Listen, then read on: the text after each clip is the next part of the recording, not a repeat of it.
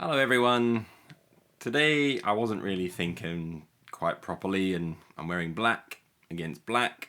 It's not the best look, I know. So as we're going to be talking about Warcrow today, let's just change up the set a little bit. So first of all, we want a bit of that Warcrow green. There we go.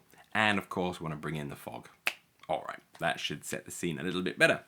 Okay, after having that rather silly intro, we're going to be talking about Warcrow and all the reveals we've had at GenCon. So first of all, it's really nice to see Hoopu back. Her excitement and enthusiasm for the game is infectious. So watching her video was a lot of fun, and she seemed a little bit more excited than usual, which is saying something. Oh my goodness gracious.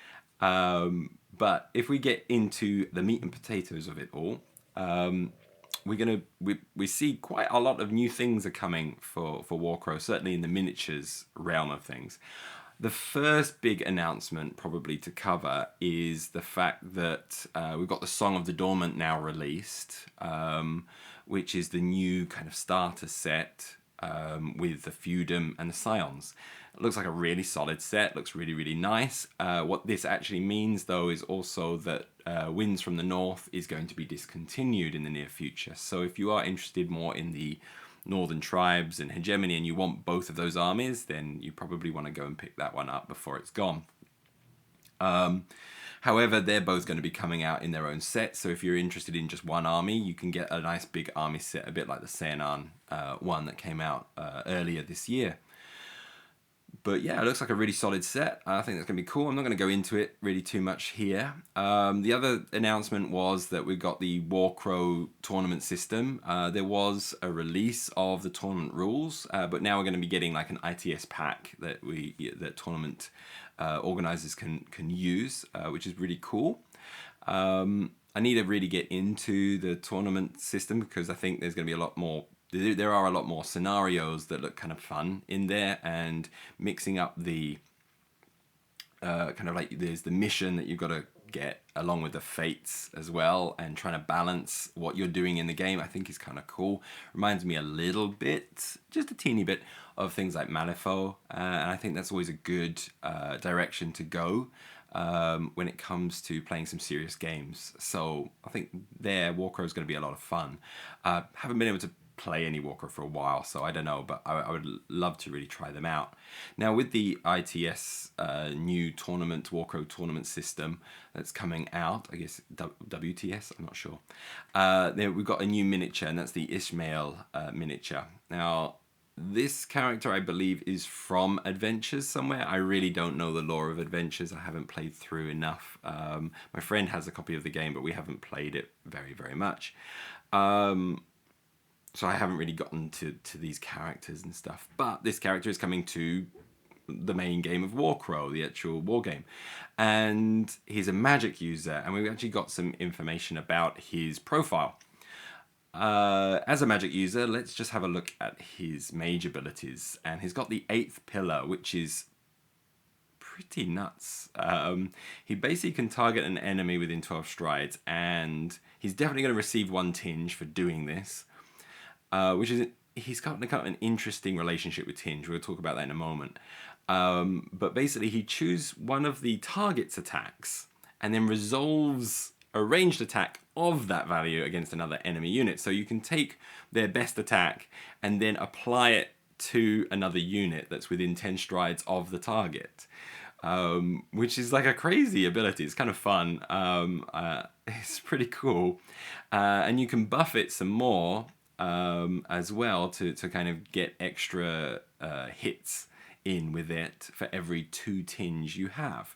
So the more tinge that Ismail carries, the more damage he can dish out. Obviously having more tinge is a bit more dangerous as it can kill you. But yeah, this is where he's wanting tinge, but at the same time you've got to balance it a little bit. He also has this Blue Flames Butterfly ability where he can basically transport himself and another unit within 7 strides and place themselves 20 units of movement away. That's pretty crazy. So, excuse me, very good for maneuvering you around the battlefield and getting into position. Very, very cool. And yeah, the targets themselves receive tinge as well. That's kind of an interesting point. Now, he's also got some other just kind of inbuilt abilities like Blessings of Dust, where at the beginning of his activation, you can make a willpower test to remove as many tinge tokens from your profile as you get successes. So this is a way for him to mitigate all this tinge that he's basically putting onto himself.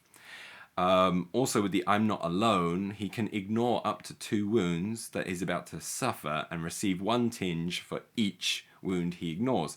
So it's a very interesting character where you can take on the tinge to be more survivable, use that tinge to make more powerful attacks whilst also adding on more tinge, but then try to remove the tinge with your Blessings of Dust. And you have to manage that without exploding. This is the fun part of the magic users in Warcrow. So this one is one of those wonderful kind of like risk reward kind of characters that you can run in your army, and I think he's a mercenary of some kind, so he's going to be available to a number of different factions, I'd imagine. All right, but let's get into some of the faction releases. Feudom, they're going to be getting the Guardians of the Mound, and they have this kind of skull helmet that really kind of makes them stand out and be unique. I'm not crazy about their sculpts, to be honest. But again, it's unpainted, so it might be a case of when I see them painted, they look a little bit better. I think maybe it's just the angle that they've done on the 3D models. It just looks a little bit, I don't know if it's goofy or something, but the skull helmets don't have the same kind of power as the artwork does. Still, I'm sure once they're painted, they'll be looking a lot better. They also got their profile released, and I'm not going to really go into too much of their profile. They are basically more or less, they have a ranged ability and they have close combat ability, and they're pretty even in those regards. But what is most interesting about them is their passive abilities, where Broken Compass,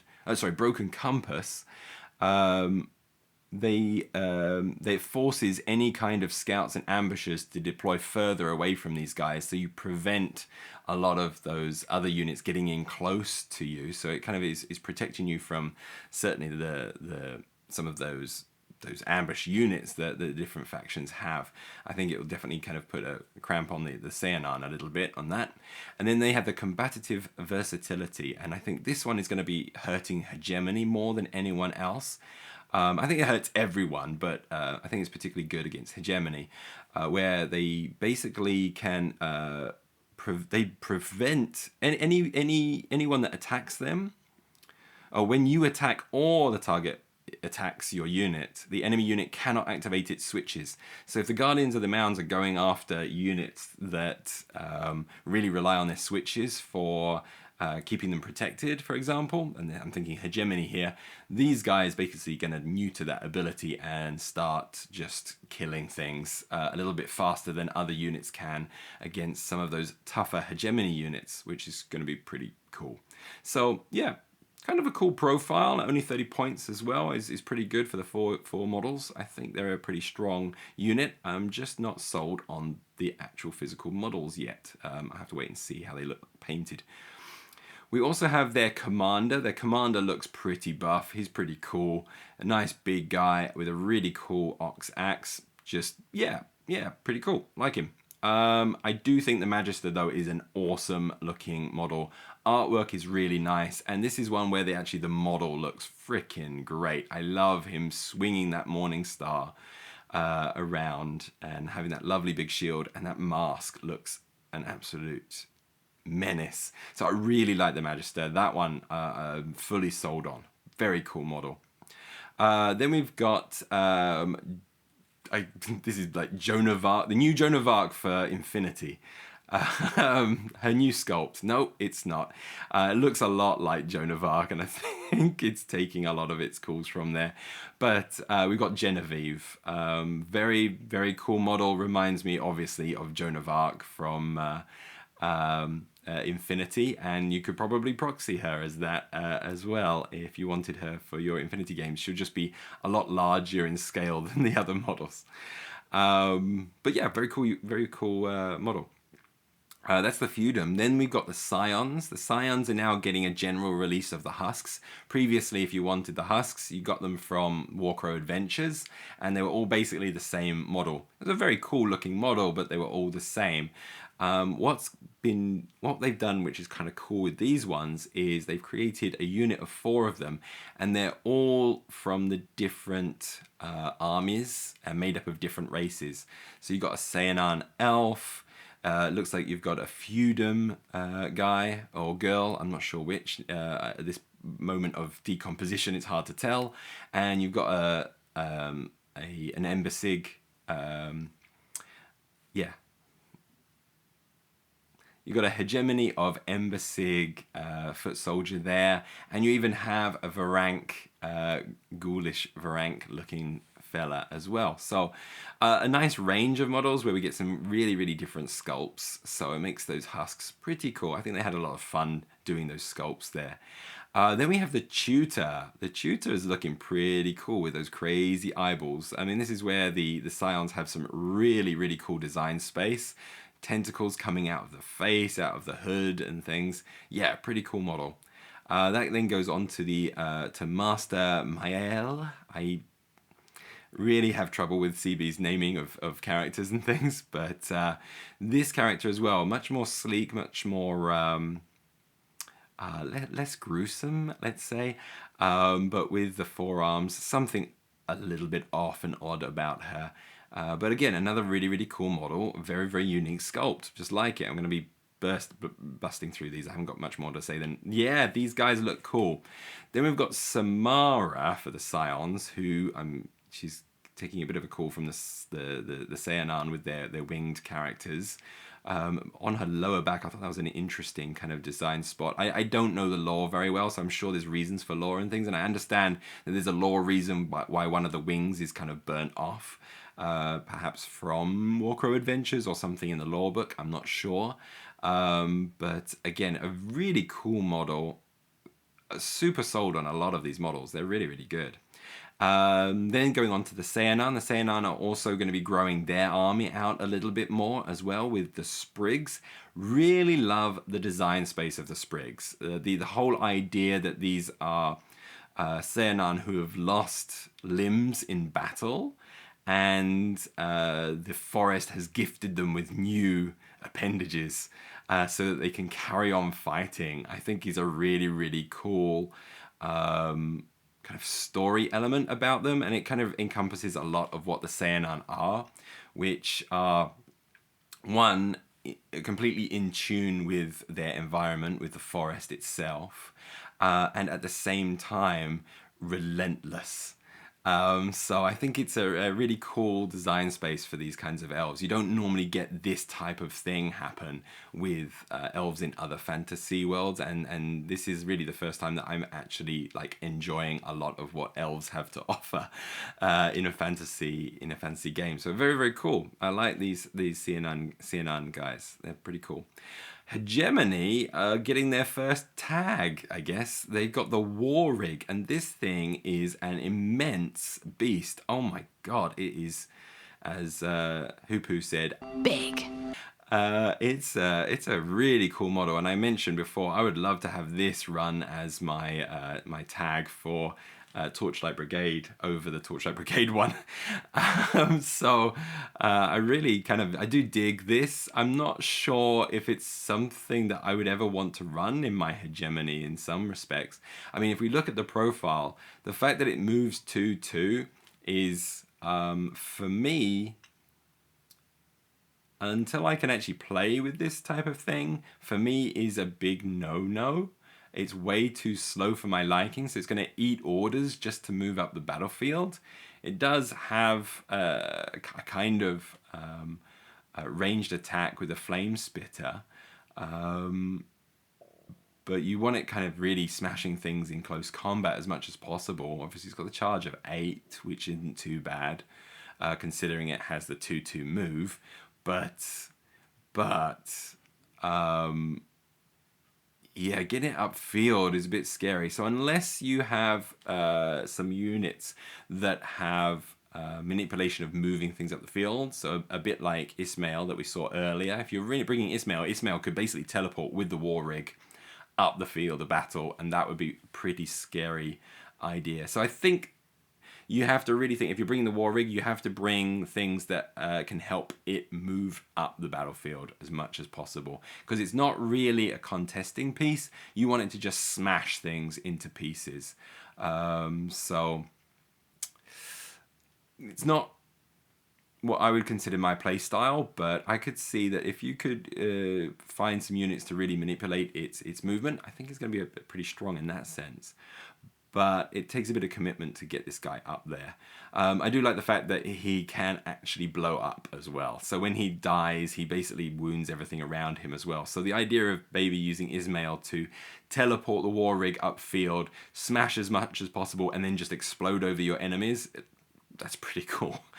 But yeah, Northern tribes are going to get their equivalent, which is the Rock Troll.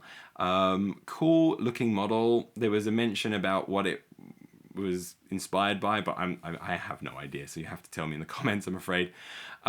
It's interesting that right in the center of it, it's got like the fertility idol thing that the mage, the what's it, the shaman character from the Northern tribes carries. So I was kind of curious to see that thing there. So obviously this kind of weird fertility idol is the thing that imbues a lot of Northern tribes magic, and obviously that's where it's coming from for this Rock Troll, which is pretty cool.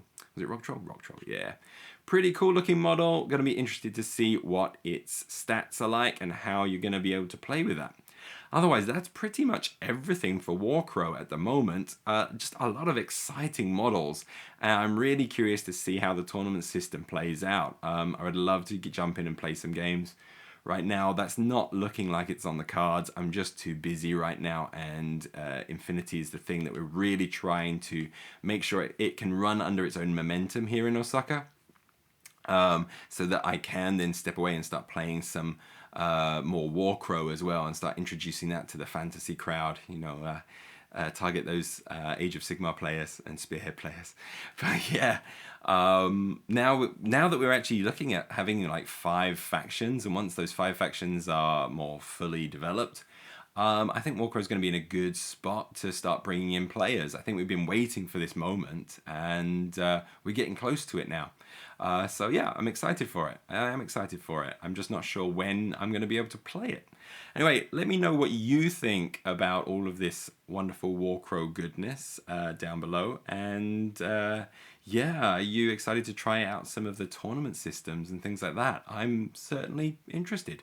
Anyway, thank you. That was just a fun little video to do. I hope you all have a lovely day, and I'll see you for the next one. We're going to be having a look at Aristea. I'm going to continue calling it Aristea because in my heart it is Aristea and not Hexadome Legends.